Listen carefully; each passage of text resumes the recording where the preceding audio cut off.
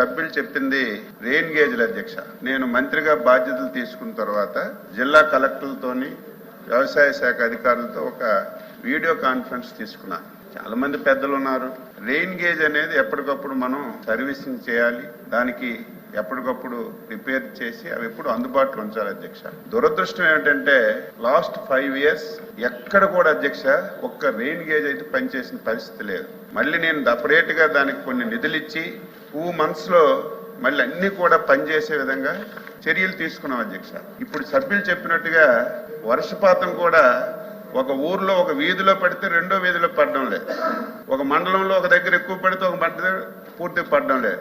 దీనికి కూడా కొత్తగా ఇప్పుడు శాటిలైట్ సిస్టమ్ వచ్చింది, అదేవిధంగా కొత్తగా టెక్నాలజీ వచ్చింది. మేము ముఖ్యమంత్రి గారు ఆలోచన చేస్తున్నాం, రియాలిటీ రావాలి, ఎక్కడ వర్షపాతం లేదో తెలుసుకోవాలని ఆ ప్రయత్నాలు కూడా చేసి అందులో భాగంగా మరి కార్యక్రమాలు చేస్తున్నాం. 8 కోట్ల అధ్యక్ష వెంటనే ఏవైతే రెయిన్ గేజెస్ ఉన్నాయో ఇవన్నీ పనిచేయకపోతే 8 కోట్ల రూపాయలు రిలీజ్ చేసి 26 జిల్లాల్లో ప్రతి మండలంలో మళ్ళీ రెయిన్ గేజ్లన్నీ కూడా సర్వీస్ చేసి మళ్ళీ లైన్లోకి తెచ్చామని చెప్పి ఈ సందర్భంగా సభ్యులకు తెలియజేస్తున్నాను అధ్యక్ష.